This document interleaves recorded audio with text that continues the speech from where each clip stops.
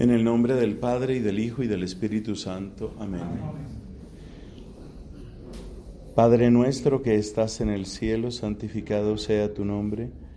Venga a nosotros tu reino, hágase tu voluntad en la tierra como en el cielo. Danos hoy nuestro pan de cada día, perdona nuestras ofensas, como también nosotros perdonamos a los que nos ofenden. No nos dejes caer en tentación y líbranos del mal. En nombre del Padre, del Hijo, y del Espíritu Santo. Amén. Lo esencial de la cristología hasta nuestro tiempo, y así lo encuentran ustedes en el Catecismo de la Iglesia Católica, está dado por la fórmula de Calcedonia. A su vez, la fórmula de Calcedonia pues proviene del conocido escrito de San León Magno al patriarca Flaviano, patriarca de Constantinopla, el famoso volumen o tomo a Flaviano. Es algo que realmente marcó la historia de la Iglesia. Por eso ya me han oído la expresión de que el tomo a Flaviano, después de la escritura, es probablemente el escrito más importante de la historia del cristianismo. Sobre esa base y teniendo eso bien claro, vamos a estudiar algunos temas cristológicos polémicos que ustedes se van a encontrar en la literatura teológica reciente y en su labor pastoral. El primero de esos temas es sobre la historicidad de los evangelios. Nosotros afirmamos la verdadera humanidad de Jesucristo, pero la verdadera humanidad y la verdadera divinidad de Jesucristo se supone que nos llegan a través de los evangelios. Entonces, ustedes recuerdan cuando hicimos esa sinopsis de la historia de la cristología, veíamos que lo primero que se pone en duda es la Iglesia en favor de la Biblia, y lo segundo que se pone en duda es la Biblia en favor de la historia. La Biblia sí nos dice la verdadera historia. Ese es el tipo de cuestionamiento al que vamos a dar una respuesta más amplia en este momento. Me voy a apoyar especialmente en los escritos bastante bien documentados de un laico uruguayo llamado Daniel Iglesias. Daniel Iglesias, junto con otros laicos muy formados de Uruguay, pues realmente ha entrado muy de lleno en algunas cuestiones teológicas, y lo principal de los datos y de los apuntes va a venir de él. Concretamente, hay una obra suya que se llama Y el Logos se hizo carne. El Logos se hizo carne. Y estudia, entre otros temas, el tema de la historicidad de los evangelios.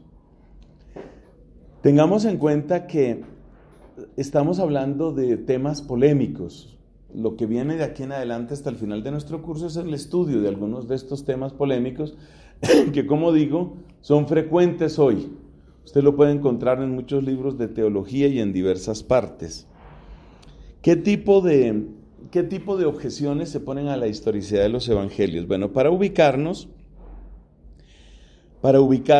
empecemos diciendo que el canon mismo del Nuevo Testamento es algo que ha sido discutido. ¿Por qué unos escritos pertenecen a la tradición cristiana y otros no? Este ya es un tema de discusión. Entonces, lo primero que tenemos que examinar es el problema de la canonicidad. El problema de la canonicidad. Realmente la canonicidad es una discusión que no pertenece rigurosamente a la cristología. Realmente ese tema hay que estudiarlo en Revelación y Fe, pero yo prefiero pecar por exceso. Yo prefiero que abordemos aquí temas que tal vez usted ha visto, tal vez los ha visto de otra manera. La canonicidad. Bueno, entonces lo primero es esto. Lo primero es con qué criterio están esos determinados libros. ¿Por qué esos libros aparecen y no otros? Tenga en cuenta que hay una gran cantidad de escritos de aquella época. Nosotros llamamos escritos apócrifos a aquellos que aluden a la persona de Cristo o a la época de Cristo, pero que no han sido reconocidos por la Iglesia. Entonces viene toda la gran discusión de por qué fueron reconocidos unos escritos y otros no fueron reconocidos. ¿Cuáles son los criterios que siguió a la iglesia. ¿Quién tenía autoridad en ese momento? Y uno se da cuenta que realmente no es un proceso que uno pueda describir como tal persona definió todo en tal año. Más bien fue un largo camino en el cual aparecen muchísimos padres de la iglesia. Podemos decir que los escritos fueron logrando un lugar en la vida de la iglesia a medida que fueron predicados, fueron tomados como autoridad. Es decir, cuando algunos escritos fueron meditados, presentados, predicados, cuanto más se predicaba sobre esos escritos, pues podemos decir que ganaban mayor autoridad, mientras que otros escritos realmente no tuvieron mayor difusión. Eso nos puede parecer un argumento muy débil en este momento, pero no lo es tanto cuando tú caes en cuenta que aquellos que estaban predicando sobre Jesucristo estaban haciéndose matar por Cristo. Es decir, esta gente no estaba haciendo juegos mentales. Estas no eran especulaciones de gabinete, de escritorio. En esto se les iba la vida. ¿A qué le apuesto yo la vida? Entonces, por una parte tenemos la predicación de los padres y por otra parte tenemos el testimonio de los mártires. Esos dos elementos son claves dentro del camino de la canonicidad. Predicación de los padres de la iglesia y testimonio de los mártires. Esos son como dos primeros criterios que nos ayudan a descubrir qué textos adquirieron importancia y qué textos no la adquirieron.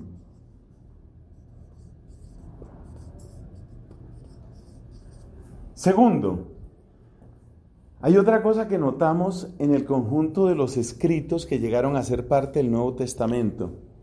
Es un criterio de sobriedad. ¿A qué llamamos sobriedad? A una descripción minimalista. El ejemplo típico usted lo tiene en la Pasión de Cristo. Usted se da cuenta que las cosas se describen de un modo que uno incluso, si lo piensa, lo podría llamar frío, ¿no? Le pusieron una corona de espinas, lo crucificaron. Cuando usted piensa en el drama humano que eso implica, en el nivel de dolor, en el tamaño de la traición, en la angustia, todo está descrito con una tremenda sobriedad. Entonces, este es otro elemento, estos son elementos importantes dentro de la canonicidad, una enorme sobriedad. Esta sobriedad va acompañada de otro dato, y es que los elementos que nosotros llamaríamos sobrenaturales se describen de un modo natural. Yo creo que un buen ejemplo es la resurrección de Lázaro. Examinen la resurrección de Lázaro. Y el Señor gritó: Lázaro, sal fuera. Y Lázaro salió fuera. Y Cristo dijo: desátenlo, déjenlo caminar. Y los judíos decidieron matar a Lázaro porque a causa de la resurrección de Lázaro se les iban muchos discípulos. Usted examine esa manera de describir un acontecimiento. Es decir, los adjetivos, las ponderaciones, los elementos literarios, retóricos, son mínimos. Tiene un estilo que podemos llamar factual. Es decir, son escritos con una gran sobriedad y con una gran facticidad. Están centrados simplemente en los hechos, unos más que otros. La descripción de sentimientos, la descripción de hechos sobrenaturales es mínima en todo el Nuevo Testamento. Realmente son muy pocos los acontecimientos. Incluso cuando se habla de criaturas celestiales, se les describe con un mínimo pincel. se les aparecieron 2 hombres vestidos de blanco que les dijeron, no está aquí, ha resucitado. Estás hablando de lo más grande del mundo.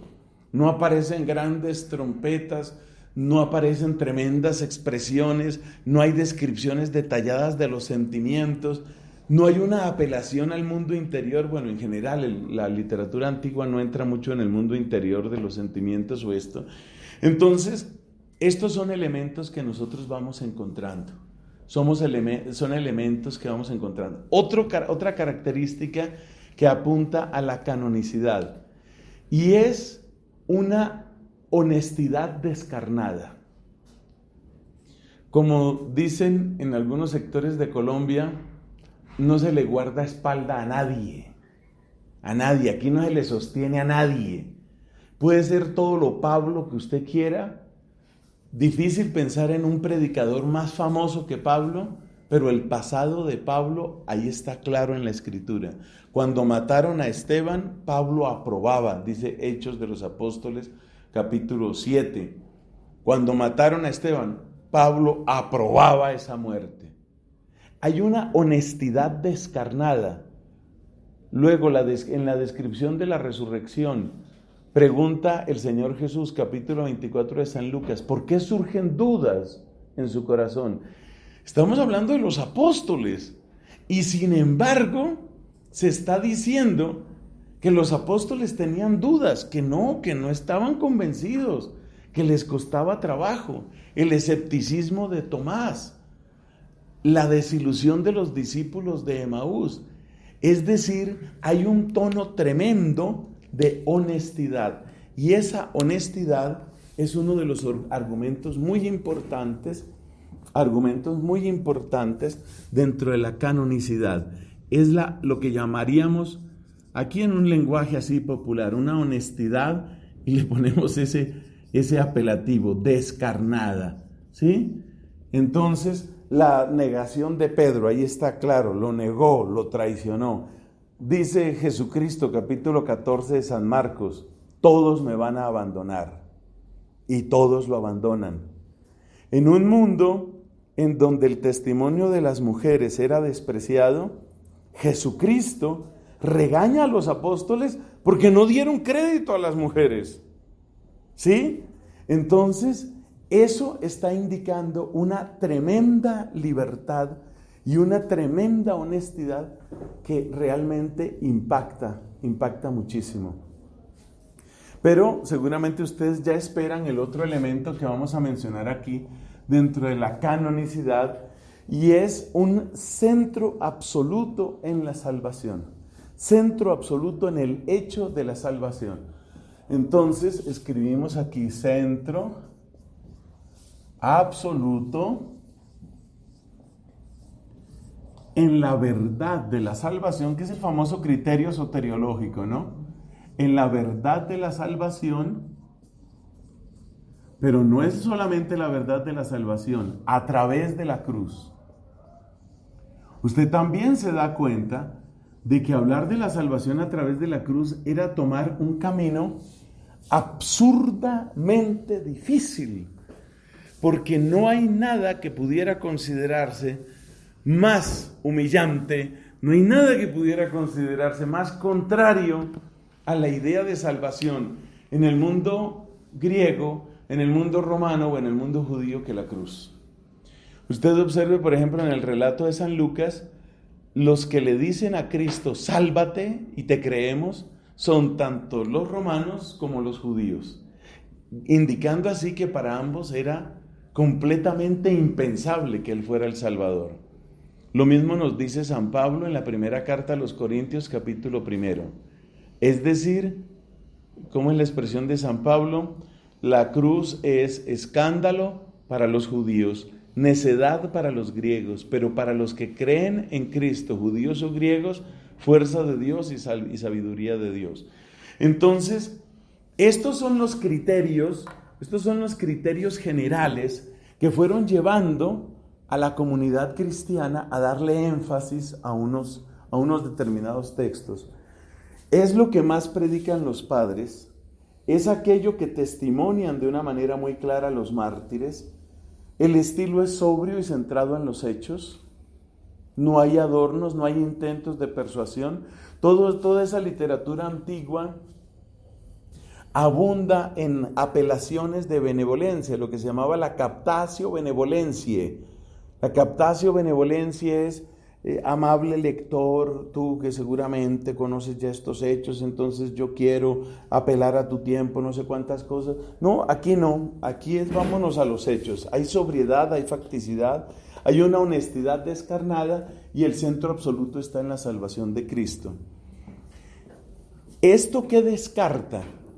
¿Qué tipo de literatura queda descartada con estos criterios? Pues queda descartada la literatura fantasiosa, queda descartada la literatura de tipo nacionalista y queda descartada la literatura de tipo gnóstico. Entonces, los tres grandes descartados, que esto es bueno tenerlo claro. ¿Quiénes son los descartados? Entonces vamos a poner aquí los descartados. Los descartados, el tipo de literatura que se va descartando a partir de estos criterios son la literatura, ¿cuál fue la primera que dijimos? La fantasiosa, porque no cumple un papel, ¿no? No cumple un papel. Entonces el Evangelio de Santiago dice que la Virgen subía flotando sobre las escalas del templo. Tal vez sí. Pero eso ¿qué añade a esto? Eso no interesa tanto. Otro evangelio, tal vez el mismo habla, la famosa historia de Cristo que hacía pajaritos de barro y que los pajaritos salían volando. Ese tipo de cosas que añade a la salvación. Fíjate que el mensaje está completamente centrado aquí en la salvación a través de la cruz y a través de la conversión. Y lo que no va en esa dirección no interesa. Entonces, lo fantasioso, la literatura fantasiosa, yo creo que es mejor ponerle aquí, poner esto en masculino. Descarta lo fantasioso. Lo fantasioso queda descartado. Queda descartado lo nacionalista. Usted mira, por ejemplo, el segundo libro de los Macabeos y tiene un contraste tremendo con esto. El segundo libro de los Macabeos abunda en descripciones sobrenaturales. Yo no niego la canonicidad del segundo Macabeos, Dios me libre. Pero quiero decir el contraste tan grande. Porque en segundo Macabeos hay por lo menos unas 5 o 6 batallas que se resuelven porque aparecieron figuras en el cielo. Apareció un gran guerrero con una espada inmensa y aterrorizó al enemigo que huyó en desbandada y por eso pudimos despojarlos de sus armas. Ese tipo de descripciones no aparecen nunca en el Nuevo Testamento.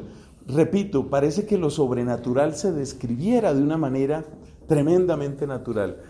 Y en el segundo libro de los Macabeos, otra característica es el nacionalismo. Todo es, y los judíos, y nos atacaron a los judíos, y los judíos nos defendimos. Y entonces Judas Macabeo hizo sus maravillas, y nos defendimos, y nosotros los judíos contra el resto del mundo, contra imperio helénico, contra imperio griego, pues, contra imperio romano, pero siempre los judíos. Aquí no aparece eso. Es fuerza de Dios y salvación de Dios para todo el que crea. Ese universalismo es una de las características de esta literatura canónica. Y lo otro que dijimos es que, además que es fantasioso, evita lo fantasioso, evita lo nacionalista y evita lo gnóstico. ¿Por qué cree usted que lo gnóstico fue descartado? ¿A qué se opone lo gnóstico dentro de todo este conjunto que estamos describiendo? ¿A qué se opone realmente lo gnóstico? A lo largo de ese proceso se fueron haciendo listas de los libros, listas de los evangelios aprobados. No toda literatura es predicada. Hay un profundo sentido de la fe en el pueblo de Dios y un profundo sentido de la fe en los pastores de ese pueblo de Dios y por lo tanto, pues la gente no se deja convencer tan fácilmente. En eso hay un gran contraste con nuestra época, porque en nuestra época cualquiera saca una obra, o sea, a Jesucristo lo tratan como al ratón Miguelito. como a Mickey Mouse. Las nuevas aventuras de Mickey Mouse, las nuevas aventuras de Cristo. Ahora les vamos a presentar un Cristo homosexual, ahora les vamos a presentar un Cristo con hijos, ahora les vamos a presentar un Cristo que se bajó de la cruz, ahora les vamos a presentar un Cristo enamorado de la Magdalena, y la gente compra el libro y luego va y ve la película. Eso es una vergüenza realmente de nuestra época. La gente de aquella época tiene más olfato, tiene más discernimiento para eso. Dice este autor, que pues viene bien documentado: es seguro que hacia el año 100 se había completado la redacción de los 4 evangelios canónicos, los Hechos de los Apóstoles, el Apocalipsis y la gran mayoría de las epístolas. Algunos estudiosos difieren hasta principios del siglo II en la redacción de algunas de las epístolas. No obstante, casi todos concuerdan en que alrededor del año 120 el proceso de redacción del Nuevo Testamento estaba completamente concluido. Bueno, ¿y esto cómo lo sabemos? Hablemos de las citas patrísticas. Mire este dato que me parece muy interesante, por eso les traigo este autor, porque nos trae datos. Se conocen más de 32,000 citas del Nuevo Testamento, incluidas en las obras de los padres de la Iglesia y otros escritores eclesiásticos anteriores a Nicea. Porque usted sabe que ese es otro dicho que hay, que el cristianismo nació con Nicea, que fue Nicea quien hizo a la Iglesia. Pues no, señor, antes de Nicea ya hay 32,000 citas del Nuevo Testamento. Y mire este otro dato absolutamente interesante. El Nuevo Testamento entero, exceptuando solo 11 versículos de todo el Nuevo Testamento, se podría reconstruir leyendo solo los padres de la Iglesia. Todo el Nuevo Testamento ha sido citado, y eso incluye Apocalipsis, eso incluye Hebreos, incluye Judas, incluye Santiago, todo eso ha sido citado. Entonces uno se da cuenta que en la predicación de los padres y en los otros criterios que hemos dado, realmente había una coherencia muy grande. Se conocen, dice aquí, más de 5,300 manuscritos griegos antiguos del Nuevo Testamento. Han sobrevivido hasta hoy unos 10,000 manuscritos antiguos con copias del Nuevo Testamento en latín y otros 9,300 con versiones en siríaco, copto, armenio, gótico y etíope, totalizando más de 24,000 manuscritos antiguos. No hay ninguna obra del Antiguo Testamento que tenga ese número de testigos. Llámanse testigos, pues, obras que hacen referencia a otras obras. Hay 24,000 manuscritos antiguos que traen textos del Nuevo Testamento. Una cantidad mucho mayor que la correspondiente a cualquier otra obra literaria de la antigüedad. Las variaciones del texto encontradas en estos manuscritos son pequeñas y no afectan a la sustancia de la doctrina cristiana. Oiga esto, en cuanto al canon del Nuevo Testamento, que es el tema en el que estamos, Tertuliano afirma que hacia el año 150 la Iglesia de Roma había compilado una lista de libros del Nuevo Testamento, idéntica a la actual. Ya en el año 150 se habla de que había una lista, pero esa lista no la tenemos. Se conserva un fragmento casi completo de esta lista en el canon muratoriano del año 170. Eso sí, escríbalo por favor. ¿Qué es el canon muratoriano? Es la primera lista que tenemos de los libros del Nuevo Testamento y es una lista casi completa que data del año 170. ¿Cuáles son las Biblias completas más antiguas que se conocen? El Códice Vaticano, muy famoso, y el Códice Sinaítico, para los que gustan de estos estudios profundos de exégesis. ¿De qué época es el Código Vaticano? Es del año 300, es anterior a Nicea. Esto es muy importante. Una Biblia completa anterior a Nicea, estamos hablando del año 300. Y el Código Sinaítico, que se encuentra en el Museo Británico en Londres, el Código Sinaítico es del año 350. Bueno, pero estas son Biblias y obras completas. Y en cuanto a fragmentos, ¿hasta qué época nos podemos ir en los fragmentos? Los más antiguos pues son papiros. Los 96 papiros numerados contienen partes de cada libro del Nuevo Testamento. Los manuscritos del Nuevo Testamento de los primeros 3 siglos son fragmentarios. Contienen desde unos pocos versículos hasta libros completos. Estos fragmentos anteriores al siglo III, estos fragmentos son 96 papiros. Hay 96 que se conocen como P1, P2, P3 hasta P96. Esos son los 96 papiros. Y esos 96 papiros aluden a todos los libros de nuestro Nuevo Testamento, exceptuando Primera y Segunda de Timoteo. De esos no se conserva ningún fragmento en esos papiros anteriores al siglo II. Bueno, surgió obviamente una ciencia que se llama la papirología, que estudia precisamente la antigüedad de estos textos. ¿En qué se basa la papirología? Pues estudia el material, el papiro, el tipo de papiro, dónde era cultivado, en qué época se cultivó, estudia la tinta, qué tinta se utilizó, y estudia las coincidencias, es decir, aparecen unas cuantas letras y usted debe tratar de ver esas letras a qué libro de la Biblia pueden corresponder. Es una labor realmente muy difícil, eso se llama la papirología. En 1897 y 98, la nueva ciencia de la papirología se vio sacudida por el descubrimiento de los más de 2000 papiros de Oxyrhynchus en Egipto. 28 de estos papiros corresponden a 15 de los 27 libros del Nuevo Testamento. 20 de ellos eran más antiguos que los manuscritos más antiguos del Nuevo Testamento conocidos hasta entonces. Entonces, descubriendo papiros cada vez se logran fechas más tempranas. En 1930 y 31, Sir Frederick Kenyon publicó los papiros Chester Beatty. Esos papiros son muy importantes. Beatty se escribe B-A-T-T-Y. Los papiros Chester Beatty.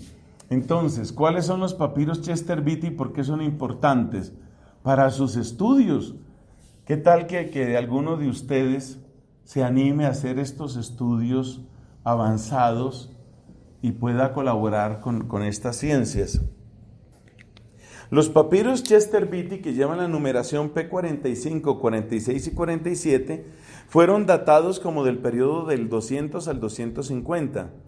Pero hicieron otros estudios más detallados del P45 y se descubrió que era del año 150. Y estudiaron el P46 y llegaron al año 85. El P45 de estos papiros, el P45 se establece en el año 85. Entonces tenemos un pedacito que está escrito del año 85, aproximadamente. Estos papiros eran mucho más extensos que los papiros conocidos hasta entonces. Contienen docenas de capítulos de los evangelios, los hechos, las cartas y el Apocalipsis. En los años 50 fueron descubiertos los papiros Bodmer. Estos son los Chester Beatty, luego están los papiros Bodmer, que son todavía más antiguos, como vamos a ver. ¿De qué época son los papiros Bodmer? Esos son P66, 72, 73, 74 y 75. El más importante de ellos es el P66. P66, acuérdese que la numeración de papiros va del 1 al 96. El P66 es el papiro que contiene los primeros 14 capítulos del Evangelio de Juan. Originalmente fue datado como del año 200, pero estudios más recientes prueban que es del año 125 o anterior. Hacia 1960 se consideraba al P52, conocido como el papiro Rylandis, como el papiro más antiguo del Nuevo Testamento. Originalmente se había datado como del año 125. Hoy se considera más exacta una fecha cercana al año 100. Contiene 5 versículos del capítulo 18 del Evangelio de Juan. La papirología ha avanzado mucho en los últimos 50 años debido a la disponibilidad de equipamiento moderno y de miles de papiros utilizables como medios de comparación. Si usted encuentra, por ejemplo, un tipo de tinta y usted ve que hay otros papiros y usted sabe que esa tinta solo se utilizó hasta el año 130, quiere decir que ese papiro tiene que ser anterior al año 130. Ese es el tipo de estudios que hacen los papirólogos.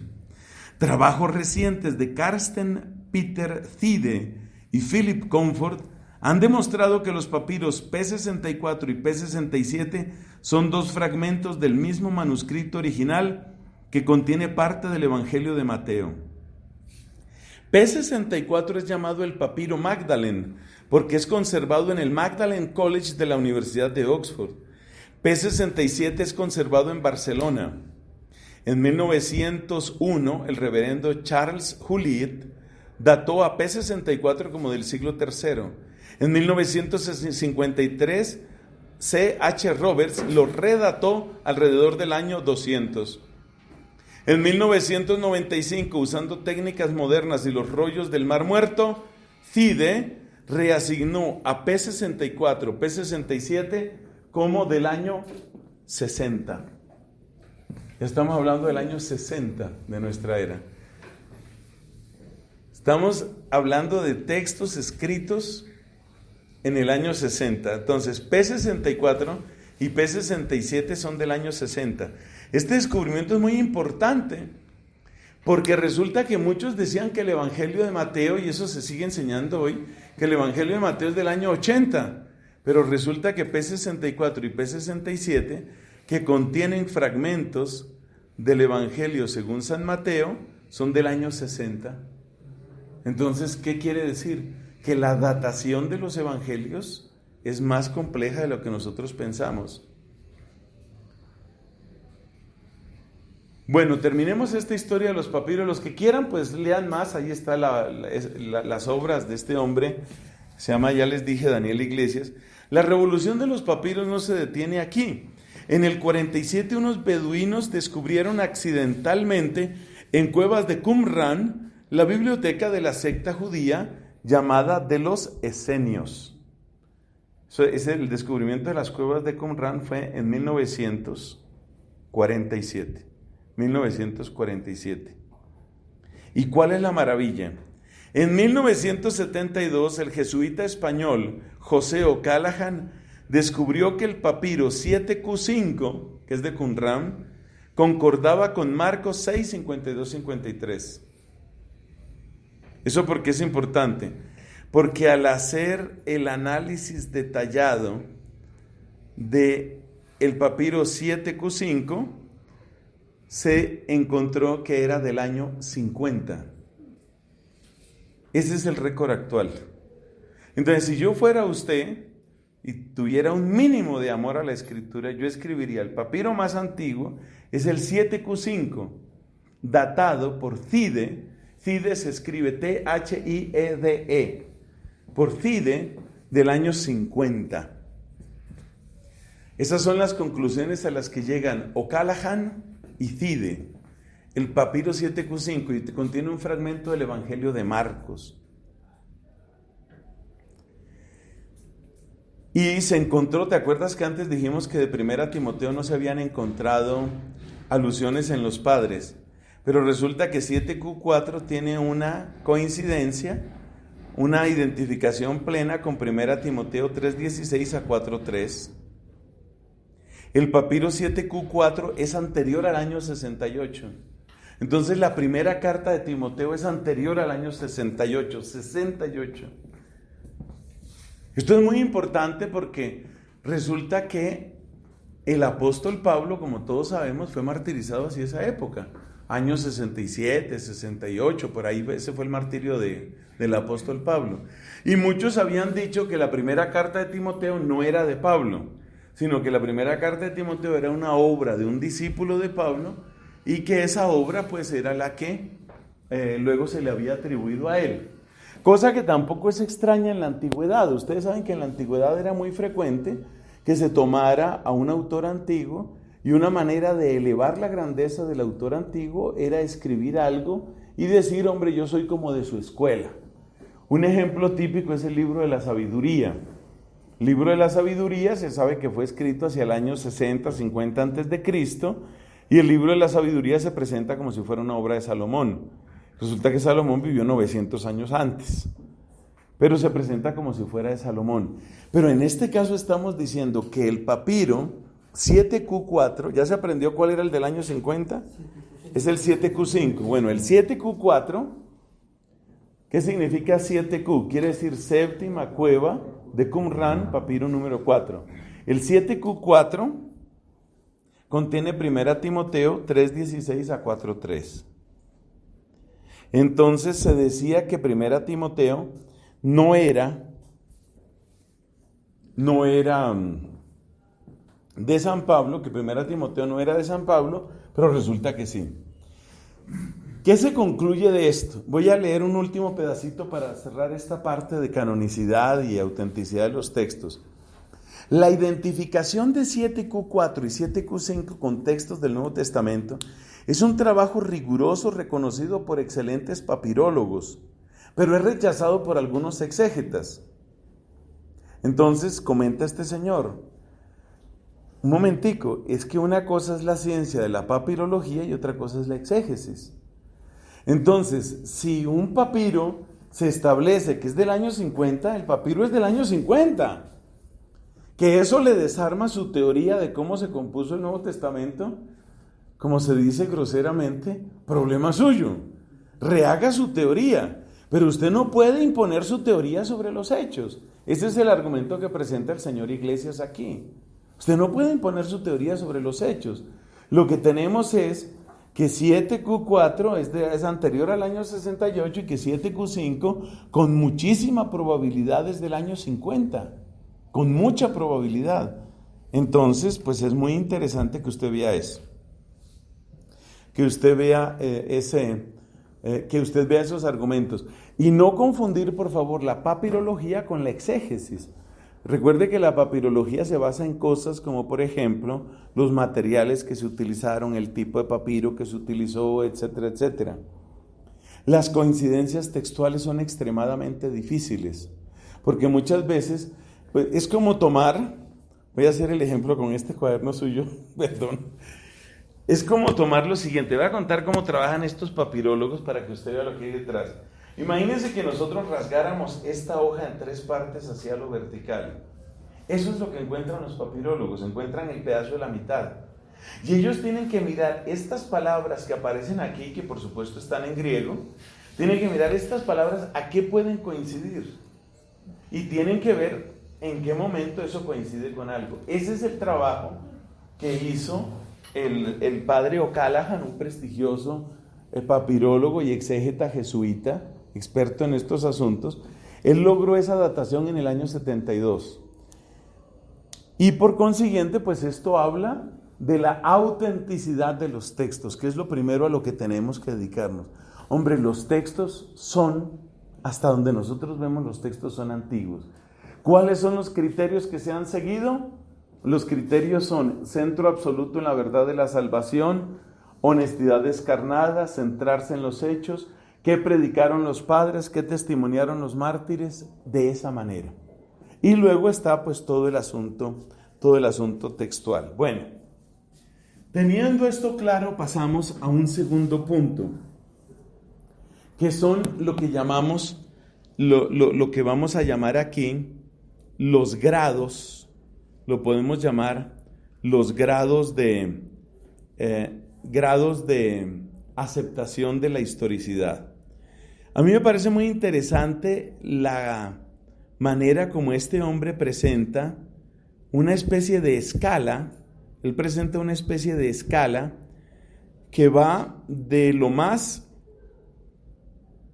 del escepticismo total a la aceptación ingenua. ¿Qué dice la Iglesia sobre los textos del Nuevo Testamento? ¿Qué tan fiables son esos textos? Ya sabemos que hay unos textos.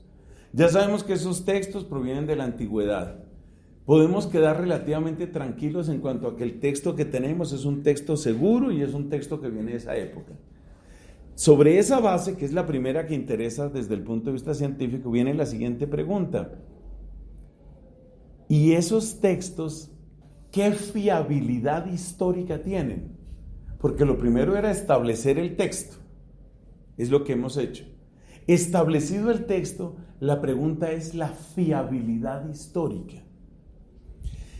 Y la manera de hablar de esto lo vamos a presentar con una escala, siguiendo siempre a este mismo autor. Él habla de que hay un total de 7 posturas, desde la más escéptica, que prácticamente es incrédula, hasta la más ingenua.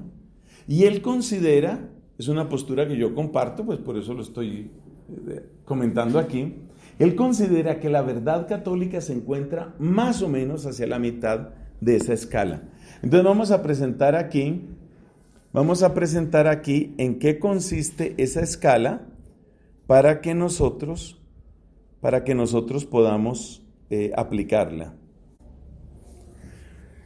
Una vez que uno tiene resuelto el tema del establecimiento del texto, que fue lo que nos llevó a los papiros, viene pues el tema de la fiabilidad y vamos a ver una escala de 7 opiniones, desde una completamente extrema que llamamos escepticismo nihilista, hasta otra que también es extrema pero en el otro sentido que llamamos concordismo. Bueno, vamos a tratar de explicar cómo y por qué se sitúa la Iglesia con respecto a eso en lo que tiene que ver con creer con nuestra fe sobre Cristo.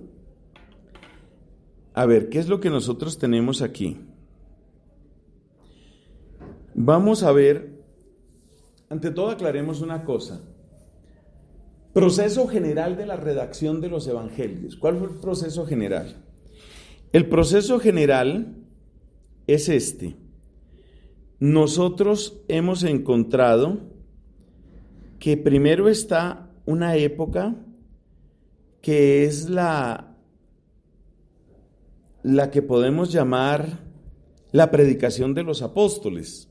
Obviamente esa es la primera época. Luego tenemos una segunda época que podemos llamar la vida de las comunidades, y luego tenemos otra tercera época que podemos llamar redacción de los textos. Vamos a poner eso aquí. Vamos a poner eso aquí también. Entonces, ¿cómo se redactaron los evangelios? Entonces, ¿cómo se redactaron los evangelios? Para que veamos en dónde encaja cada una de estas posturas. Entonces hay 3 etapas. La primera es la predicación apostólica. Predicación apostólica. La segunda es la vida de las comunidades.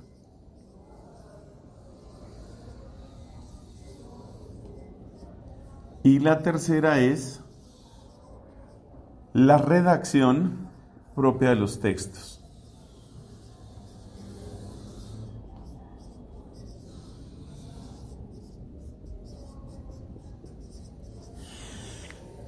Bueno, entonces, ¿en qué se basan estas 7 posturas? A ver, leamos las 7 posturas. El escepticismo nihilista, luego tenemos el minimalismo, luego el cuasi minimalismo, luego lo que este señor llama zona de peligro, no me gusta el nombre, pero respetémoselo por ahora, luego el cuasi maximalismo, luego el maximalismo y luego el concordismo.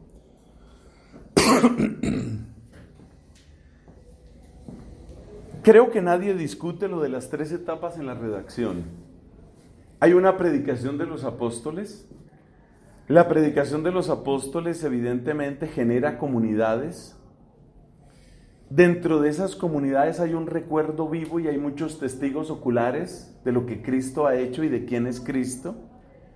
Y luego se viene un proceso largo y complejo en el que se van poniendo por escrito, sobre todo a medida que va desapareciendo esa primera generación, se va poniendo por escrito quién fue Cristo, qué hizo Cristo, cuál es el Cristo en el que nosotros creemos. Eso es lo que eso es como lo esencial. Eso es lo esencial. Ahora bien, si nosotros creemos que se puede llegar a Cristo a través de la Escritura, lo que estamos defendiendo, ¿qué es? Lo que estamos defendiendo es que esencialmente lo que predicaron los apóstoles fue lo que vivieron las comunidades. Y lo que vivieron las comunidades, y lo que celebraron las comunidades, y lo que oraron las comunidades, es lo que pasó a los textos. Entonces, el problema de la fiabilidad histórica de los textos, una vez establecidos los textos, el problema de la fiabilidad histórica de los textos, en el fondo es un problema de tradición. Recuerde que la palabra traditio se escribe en latín, proviene del verbo tradere, y el verbo tradere significa entregar. Entonces, si usted quiere saber si la esmeralda que le llegó a su casa es la misma esmeralda que usted compró por correo, pues usted necesita saber si en el proceso de entrega del joyero primero al distribuidor, al transportador y al que lo llevó a su casa, si en ese proceso la esmeralda se la cambiaron o no. Eso es lo que se llama tradicio. Tradicio es la entrega. Entonces, lo esencial de este tema es si tenemos una verdadera tradición o no. Es decir, si aquello que fue predicado por los apóstoles es lo mismo que pasó a las comunidades y es lo mismo que llegó a los textos. Porque serán esos textos realmente lo único con lo que nosotros tenemos, en lo que nosotros tenemos un acceso directo. Ninguno de nosotros puede comunicarse con las comunidades del siglo I. No tenemos manera de mandarles un mensaje que atraviese los siglos y que diga, oiga, ¿ustedes qué creían allá? Entonces, lo que nosotros tenemos son los textos y entonces nos preguntamos por la fiabilidad de ese proceso de tradición, por la fiabilidad de ese proceso de entrega. Esa es la gran pregunta. ¿Y cuáles son los argumentos en favor de esa tradición, en favor de la fiabilidad de esa tradición, de esa entrega? ¿Cuáles son los argumentos? Bueno, hay varios argumentos a favor de esa entrega. ¿Cuáles son los principales? Un primer argumento es que usted tiene una abundancia de testigos. Usted tiene una abundancia de testigos al principio. Entonces, por ejemplo, si varios de los aquí presentes han conocido a un determinado, por dar un ejemplo muy sencillo, han conocido a un determinado decano, muchos de ustedes, por supuesto, conocen, han entrevistado, han hablado con él, con nuestro actual decano, el padre Franklin. Si yo le digo, de aquí a un año o de aquí a 10 años, yo le digo que el padre Franklin es una de las personas más gordas que yo haya conocido, de inmediato usted dice, no, eso no es cierto. ¿Por qué? Porque yo lo conocí y él no era así. Usted tiene ese recuerdo. Entonces, fíjese usted que cuando hay una multitud de testigos, una multitud de personas que han visto directamente, que son testigos oculares, es muy difícil introducir novedad. ¿Por qué? Porque la novedad produciría resistencia, la resistencia produciría división.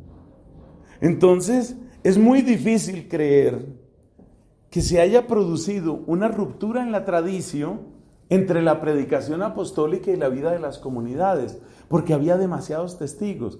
Y hay una cosa que está clara, y es que muchas de las personas que se convierten a Jesucristo, que se convierten a la fe en Cristo, eran personas que sabían de Cristo antes de su muerte. ¿Eso por qué lo sabemos? Porque usted se da cuenta que en el lenguaje de los apóstoles, sobre todo como aparece en el libro de los Hechos de los Apóstoles, hay acusaciones directas a la gente. Mire el discurso de Pentecostés. Ustedes lo mataron por mano de paganos. Es evidente que si esas personas no conocieran nada de Cristo, si esas personas no supieran de Cristo y le dicen a usted, usted es el culpable de la muerte de Ricardo Pérez. Ni sé quién es Ricardo Pérez, ¿por qué me acusa usted de eso? Pero la reacción de la gente, ¿cuál es? La reacción de la gente es, y entonces, nosotros, ¿qué tenemos que hacer? Al admitir ellos su responsabilidad que están mostrando, que sí sabían quién era Cristo, que no era un desconocido para ellos. Observe este otro dato. En Lucas 24 usted observa que el Señor les pregunta a estos que van caminando, ¿qué conversación es la que traen mientras van de camino? Y ellos dicen, lo que ha sucedido en Jerusalén. Y pregunta a Jesús, ¿qué fue lo que sucedió? Y ellos dicen, tú serás el único que no sabe. ¿Qué indica eso? Que evidentemente la predicación de Cristo, la figura de Cristo, era alguien demasiado conocido. Otro elemento, usted ve que cuando van a buscar a Cristo, cuando la policía del templo va a buscar a Cristo, es evidente que tratan de evitar un tumulto, una revuelta. ¿Qué quiere decir? Que no era un pequeño grupo de personas que estaban en un rincón. Si temen un tumulto es porque ven el impacto que Cristo tiene en una proporción muy grande de la población. Todo esto nos está indicando que el número de testigos oculares, el número de personas que sabían sobre Cristo era muy alto. Y ese número de personas que sabían sobre Cristo son las personas que se integran a la predicación. Por medio de la predicación de los apóstoles se integran a las primeras comunidades.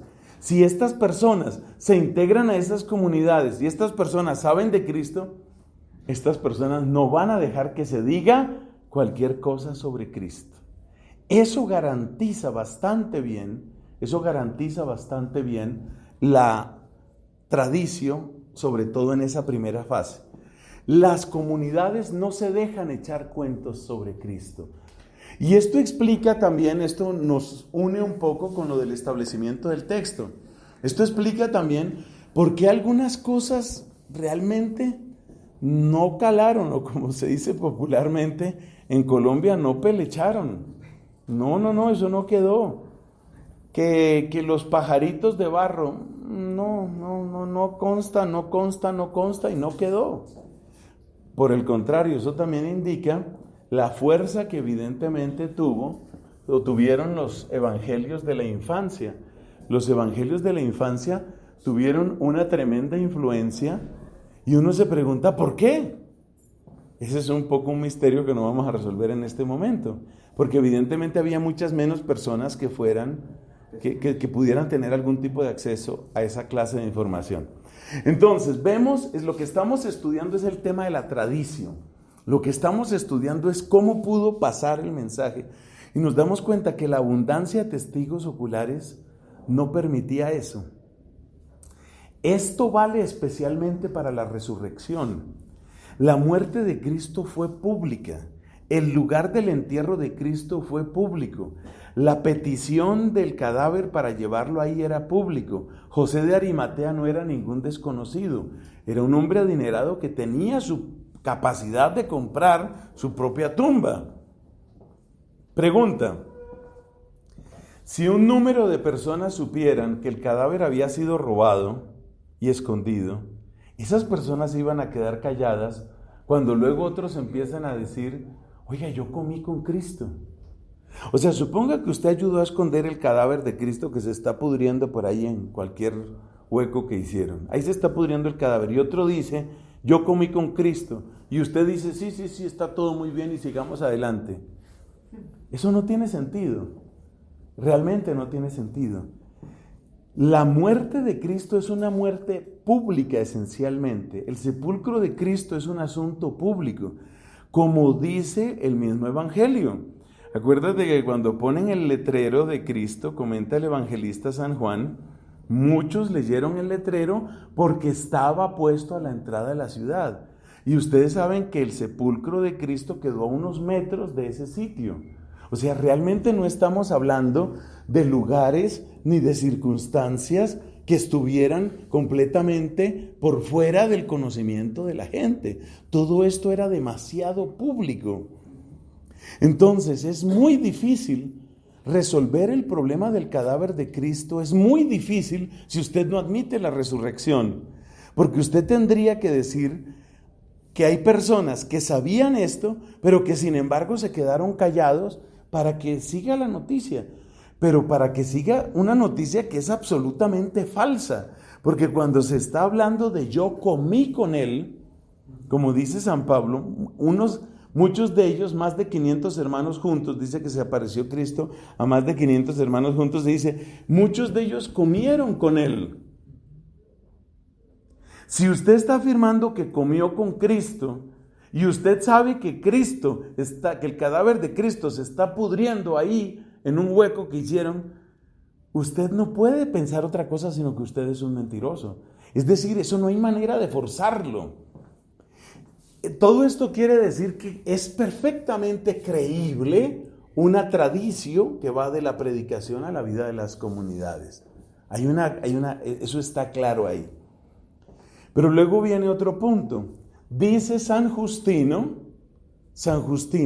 en sus escritos que son del año 150, 160, en sus apologías, San Justino dice, se leen escritos de los apóstoles y de los profetas. ¿Qué está indicando eso? Que los textos de la Escritura eran textos normativos en la comunidad. Y volvemos a aplicar el mismo argumento. Si esos textos que se leían en el año 150 no correspondían a la vida de las comunidades, ¿cómo voy yo a tolerar eso? Es decir, si yo sé, por algún motivo suponiendo que ese fuera el caso, yo sé que el cadáver de Cristo se pudrió en un hueco que hicieron, yo voy a celebrar la Eucaristía con otros y a que se diga en la Eucaristía el Señor resucitó y todos decimos aleluya, aleluya y todos tranquilos. Eso no tiene sentido. Mucho más si nos damos cuenta el nivel de compromiso, los riesgos, torturas y dolores a los que se sometieron ellos para afirmar y seguir afirmando, sí resucitó, sí es Cristo. Bueno, toda esta presentación, toda esta argumentación, ¿a dónde nos conduce, queridos amigos? Nos conduce fundamentalmente a que hay una tradición y que esa tradición tiene todas las características de veracidad. Tiene uno que hacer unas suposiciones sumamente perversas en su cabeza y sumamente irracionales e inexplicables para decir que el mensaje fue cambiado. Sin embargo, hay personas que tratan de alargar esta fase, la fase de la vida de las comunidades. Es decir, para los intereses de quienes quieren adelantar su agenda escéptica, para los intereses de esas personas, es muy provechoso hablar de una redacción tardía, muy tardía, como quien dice, eso ya nadie se acordaba. Mire, ya había pasado tanto tiempo que ya nadie se acordaba. Pero cuando tú te encuentras con el manuscrito, ¿se aprendió cuál es el manuscrito de O'Callaghan? Es el 7Q5, ¿no? El 7Q4 es el de 1 Timoteo. Cuando usted se encuentra en el 7Q5, usted se encuentra, oiga, ya eso contiene textos de San Marcos. Quiere decir que todas estas fases, si Jesucristo nuestro Señor murió hacia el año entre el 33 y el 37 y ya hay manuscrito del año 50, quiere decir que no han pasado 15 años. Y eso quiere decir que la inmensa mayoría de las personas que estaban en la fase 2 estaban en la fase 3.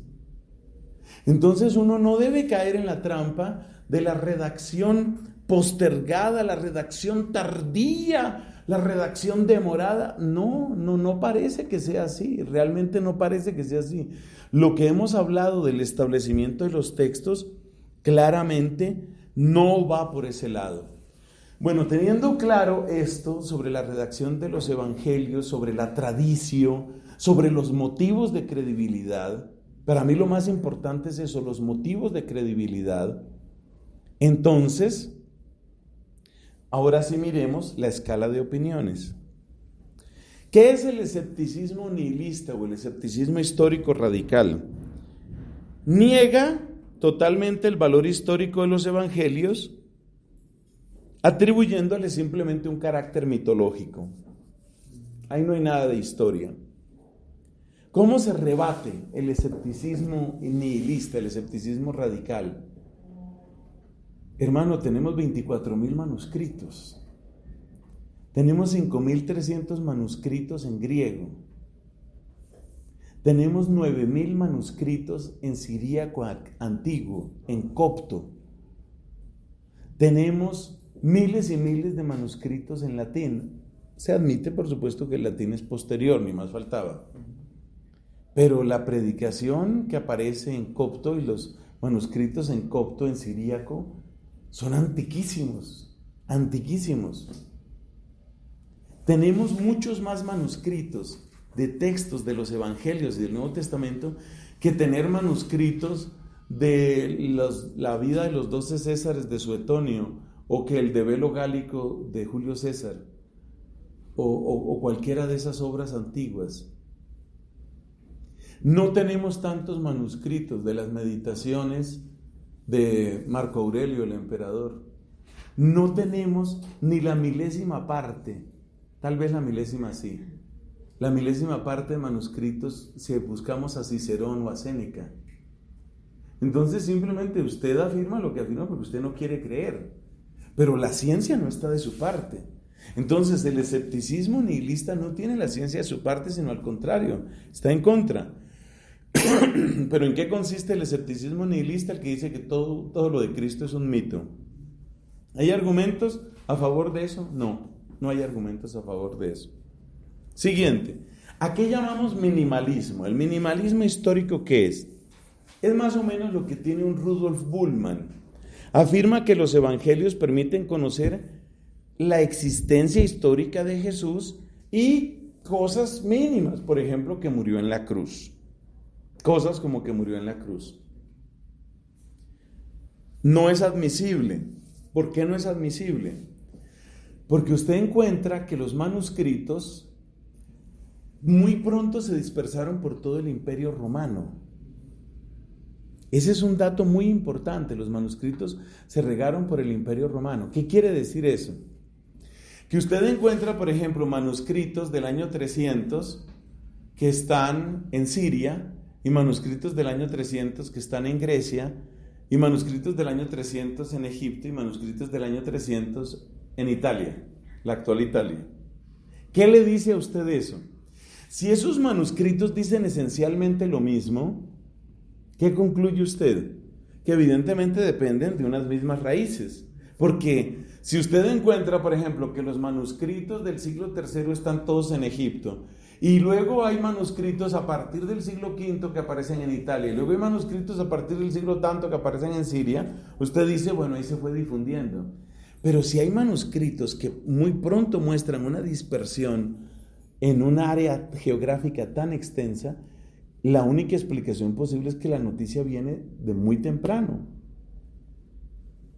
Y entonces viene la pregunta, si tenemos una evidencia histórica tan temprana de esos hechos son ¿cuáles? No solo que nació y que murió en la cruz, sino muchos otros que predicó. ¿Y qué tipo de palabras predicó? Que hizo milagros. ¿Y qué tipo de milagros hizo? Eso está ahí. Y está en Siria, y está en Egipto, y está en Italia, y está en Grecia. Si en el siglo IV, a comienzos del siglo IV, usted ya tiene eso, la única explicación es que la noticia empezó a difundirse mucho tiempo atrás. Y usted hace un análisis de cómo se dispersa, cómo se riega la información en la época, y usted solo puede llegar a una conclusión. A comienzos del siglo II ya se estaba afirmando esto. Entonces, pregunta al minimalista histórico, entonces, ¿cuál es su argumento? Porque la ciencia no está a su favor. ¿Qué es el cuasi-minimalismo? Niega el valor histórico de amplias porciones de los evangelios, por ejemplo, dichos de Jesús. Casi siempre lo que se hace es decir, no, mira, todo eso viene de la creatividad de las comunidades. Pero un momento, ¿qué hace que dentro de una comunidad una persona empiece a inventar algo y todo el mundo empiece a creerlo? O sea, ¿realmente eso corresponde a la psicología humana? Si yo empiezo a decir que Cristo enseñó, sobre todo porque muchas de las palabras de Cristo son terriblemente incómodas. La tradición judía era que había divorcio. El matrimonio podía, en abundantes casos, podía disolverse en otras culturas también. y yo un día digo, hey, me acordé de algo que dijo Cristo, lo que Dios ha unido no lo separe el hombre. Oye, eso está limitando terriblemente la vida de muchísima gente. Esa es una palabra terriblemente incómoda. ¿Por qué esa palabra llega a imponerse a toda una comunidad? O sea, el mito, ese sí que es un mito, el mito de la creación de la comunidad o de la creatividad de la comunidad es un mito muy difícil de sostener, porque tú estás diciendo que la gente era capaz de admitir cosas porque alguien lo dijera, pero esas cosas tienen grandes repercusiones. ¿O es que la gente no tenía dificultades en sus matrimonios en aquella época? ¿A cuántos de los que vivían en esa época les hubiera convenido que siguiera el divorcio como venía en la ley judía? Entonces, si alguien se levanta y dice, hey, llegué a esta conclusión, las palabras que Cristo dice en el Evangelio de Juan, el que no come mi carne y no bebe mi sangre no tiene vida, son palabras increíblemente difíciles, tanto que acuérdate que el mismo texto dice que se le fueron una cantidad de seguidores. Y esas palabras tienen una connotación muy ardua, muy difícil de comprender. Fíjate cuánto tiempo se demora la iglesia para tratar de hacer una formulación dogmática sobre la Eucaristía. Es una cosa complicadísima, dificilísima. Y eso surgió porque alguien dijo, señoras, señores, Cristo también dijo esto. ¿Acaso ese era un cheque en blanco? ¿Las palabras de Cristo eran un banco que permitía firmar cheques en blanco? Para decir esto también lo dijo Cristo, con las implicaciones que eso tenía. Ahora mira esta otra frase, es que son muchísimas. Se les perdonarán las blasfemias contra el Padre y contra el Hijo, pero el que blasfeme contra el Espíritu Santo no tendrá perdón ni en esta vida ni en la otra. ¿Qué quiere decir eso? Todavía hoy seguimos luchando con esos textos. ¿Tú crees que en una comunidad una persona puede soltar una frase de esas y todo el mundo se va a quedar tranquilo? Eso es muy grave. ¿Tú crees que una persona va a decir, en el principio existía la palabra y la palabra estaba con Dios y la palabra era Dios? Oye, esas son palabras gravísimas. ¿Qué nivel de autoridad tienen que tener esas palabras para que toda una comunidad las reciba? La única explicación lógica es que esas palabras tenían autoridad apostólica y venían desde el principio. Entonces el cuasi-minimalismo que intenta eliminar una gran cantidad o eliminar la historicidad de una gran cantidad de textos, pues tiene grandes dificultades porque realmente tú tienes que tener una fe en unos mitos terribles de admitir. Imagínate lo que es tratar de admitir eso. ¿Cómo voy a admitir yo que una persona suelte una cosa de esas y creerlo?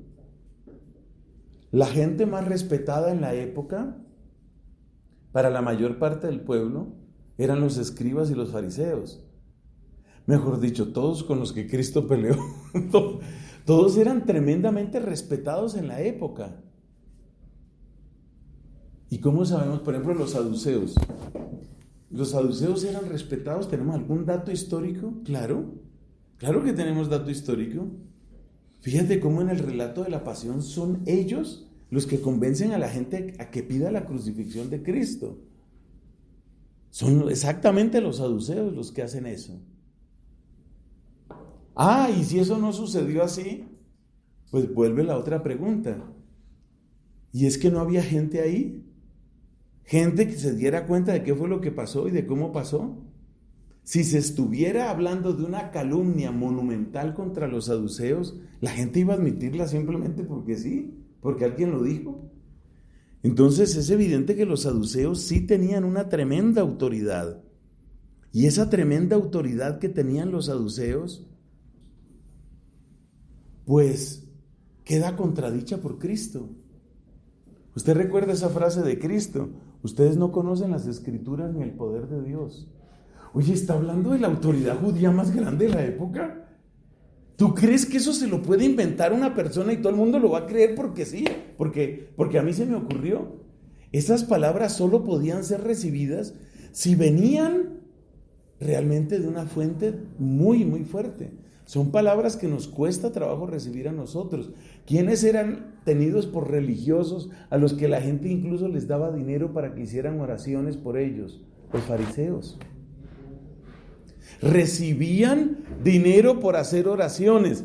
Si la gente en semejantes angustias económicas les daba dinero a ellos, imagínate el nivel de credibilidad que tenían. Y los evangelios tratan a los fariseos, usted sabe, como raza de víboras, sepulcros blanqueados. ¿Tú crees que esas palabras se pueden soltar así nomás? Simplemente porque a mí se me ocurrió. Esas palabras tenían que tener una fuente de demasiada autoridad. Entonces, por eso yo estoy de acuerdo con lo que dice este señor, que el escepticismo, el minimalismo y el cuasi, que me quedó mal escrito, ya lo corrijo, el cuasi minimalismo, nada de esto se puede admitir. Realmente no cabe admitirlo. ¿Por qué no cabe admitirlo? Pues por las razones que hemos dicho. Porque para admitir estas teorías, realmente te toca hacer unos esfuerzos mentales muy grandes. Así como decía por ahí otro autor católico, toca tener demasiado fe para ser tan escéptico. Porque te toca creer en unos mitos que son muy duros de creer. Y cuanto más lo pienses, te vas a dar cuenta de que es más difícil. Es que claro, para nosotros, por ejemplo, lo que dije de los fariseos, para nosotros los fariseos, pues esa es una palabra despectiva. ¡Fariseo! Eso no es ningún elogio. Pero en aquella época los fariseos eran muy importantes. En el proceso de Pablo, cuando iban a procesar a Pablo ante aquel rey Agripa o Festo, uno de esos, acuérdate que los fariseos eran un grupo tan potente que ellos frenaron el juicio. Ese era el poder que tenían los fariseos. Y nosotros leemos en los evangelios que Cristo trata a los fariseos de raza de víboras y todo el mundo tranquilo. Oye, eso es demasiado difícil, eso es demasiado duro, eso no es tan fácil. Bueno, entonces es evidente que el escepticismo histórico nihilista queda descartado. Es evidente que el minimalismo queda descartado. Este es el que se queda únicamente con que nació y murió en la cruz. El cuasiminimalismo, que niega sobre todo discursos de Cristo, queda descartado. Porque es que es muy difícil, no tienes cómo explicar que esas palabras hayan llegado. Es que piénsalo y verás que es demasiado difícil. Demasiado difícil. Ese relato del adúltero, en fin, yo creo que ya no tengo que dar más ejemplos. Es muy difícil. Lo que él llama zona de peligro para la fe, ¿a qué se refiere? A aquellos que niegan puntos, datos muy puntuales de la Escritura, como por ejemplo la transfiguración. Es el ejemplo que él da. Dice, niegan la historicidad de unos pocos episodios, por ejemplo las tentaciones o la transfiguración. ¿Por qué es una zona de peligro para la fe? ¿Por qué la llama así? Porque aunque cabe la posibilidad de que sean relatos, llamémoslo así, catequéticos, pedagógicos, que se hayan hecho, resulta un poco difícil suponer que fueron construidos y que todo el mundo los admitió. Porque si tú examinas, por ejemplo, el caso de la transfiguración, te das cuenta que no se queda solamente en un relato pedagógico. Cristo les dice, no hablen de la resurrección. Y dice, y ellos se quedaron callados, pero no entendían qué era eso de resucitar de entre los muertos. El relato de la transfiguración está conectado con esa frase, no hablen de la resurrección. El relato de la transfiguración está conectado con la reacción de ellos. ¿Cuál es la reacción de ellos? No sabemos qué es eso de la resurrección. Si tú quitas la historicidad del relato de la transfiguración, se te cae la historicidad de que ellos no sabían lo que era la resurrección. Y resulta que la afirmación de que ellos no sabían lo que era la resurrección es una afirmación importantísima. Porque esa afirmación está mostrando cuál era el estado de la fe de ellos en ese momento. Entonces, aunque se puede forzar un poco y decir que lo de las tentaciones o lo de la transfiguración fue una especie de relato catequético, una especie de relato pedagógico, es muy difícil porque tiene datos históricos que están ahí muy metidos. Le voy a dar este otro ejemplo. En Hechos de los Apóstoles, capítulo 1, el apóstol Pedro habla, que fue la fiesta litúrgica que tuvimos ayer, habla del reemplazo de Judas Iscariote. Usted recuerda la frase de Pedro, dice: uno que haya estado con nosotros desde el bautismo de Juan hasta la resurrección. ¿Qué indica esa frase?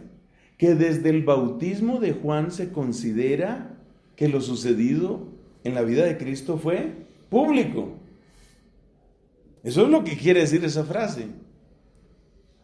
¿Y qué nos dicen los evangelistas? ¿Cuándo suceden las tentaciones? ¿En qué momento? ¿Antes?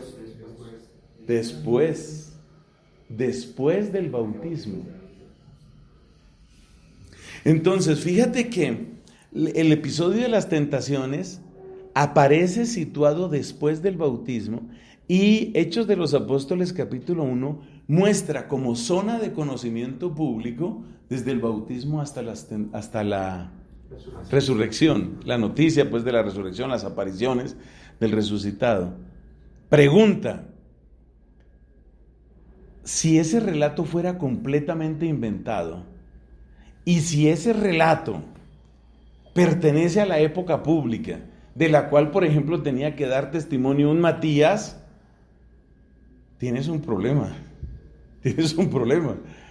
porque se supone que esa es una zona conocida de la vida de Cristo, y si en esa zona conocida tú estás afirmando que se fue al desierto, que estuvo en el desierto, y si yo me di cuenta que él se bautizó, y que después de que se bautizó empezó a predicar y a curar, ¿qué pasa ahí? Yo no admito eso. Si yo soy testigo ocular, porque Pedro dice que hay testigos oculares desde el bautismo hasta la resurrección. Si yo soy testigo ocular del bautismo a la resurrección, y si yo como testigo ocular sé que después del bautismo él se dedicó a predicar y a sanar, y no hubo tal desierto, y luego llega otro y dice, se fue al desierto y fue tentado, ¿por qué lo voy a admitir? ¿Sí me explico? Entonces, por eso, realmente las objeciones contra el cuasi minimalismo son las mismas objeciones que hay aquí con respecto a esos textos. La impresión que uno tiene es que simplemente se intentan negar esos textos como por tratar de disminuir, de aplacar todo hálito sobrenatural en los evangelios. Como por ejemplo los que niegan las tentaciones o los que niegan la transfiguración. Bueno, esa es la zona de peligro. ¿Qué es el cuasi-maximalismo? A una postura cercana al maximalismo histórico, pero que relativiza la historicidad de unos pocos relatos aislados de los evangelios. O sea que para entender el cuasi hay que entender el maximalismo. ¿Qué es el maximalismo? Es la postura que defiende un máximo de historicidad de los evangelios tomando en cuenta los datos aportados por el moderno estudio científico de la Biblia. Es decir, que esencialmente dice que lo que se cuenta en los evangelios sucedió, y sucedió todo lo que se dice ahí. Entonces, maximalismo es afirmar que todo lo que se dice en los evangelios sucedió. Ok. Pero tienes problemas. Tienes problemas porque, por ejemplo, ¿la cena de Cristo fue un viernes o fue un sábado? Ahí tienes problemas. Tienes problemas porque ¿el gallo cantó una vez o cantó dos veces? Si tú intentas llegar al maximalismo, empiezas en un terreno muy complicado. De hecho, el maximalismo está muy cerca al concordismo. Entonces expliquemos qué es el concordismo. El concordismo es el esfuerzo realmente fallido de a toda costa tratar de que cuadren los textos que no cuadran. El ejemplo más típico es la genealogía. Mateo capítulo 1 tiene una genealogía de Cristo. Lucas capítulo 3 tiene otra genealogía de Cristo. Bueno, ¿y cómo se llamaba el papá de José? Según una línea se llamaba Elí, según otra línea se llamaba Jacob. ¿Qué dice el concordismo? Se llamaba Elí Jacob. Algunos le decían por el primer nombre, otros por el segundo. Hombre, es que no te cuadra el número de las generaciones, tampoco te cuadra, no te están cuadrando los números. No, eso cuadra, que cuadra. Porque a veces el abuelo usaba otro nombre y adoptaba al nieto. Es que esos argumentos yo los he leído, argumentos de esos. Ese es el concordismo. Realmente el concordismo es pariente este es concordismo del Nuevo Testamento, es pariente del concordismo del Antiguo Testamento. El concordismo del Antiguo Testamento es el que dice que Dios creó todo en 6 días de 24 horas. Eso Dios puede hacerlo, Dios lo hace. Para poder Dios sí que puede. El concordismo realmente no es recomendado, el concordismo no es la postura de la iglesia. La zona de peligro hasta un cierto punto. El maximalismo y el cuasi-maximalismo corresponden a las posturas más propias de la Iglesia Católica actualmente. Algunos dicen que todo se puede considerar histórico, pero que hay distintas versiones. Por ejemplo, ¿el gallo cantó una vez o dos? Porque un evangelio dice una vez, antes de que el gallo cante, y otro dice antes de que cante 2 veces. Hombre, lo que sucede es que hubo unos que oyeron una vez y otros oyeron 2 veces, porque el gallo se movía. A veces el gallo...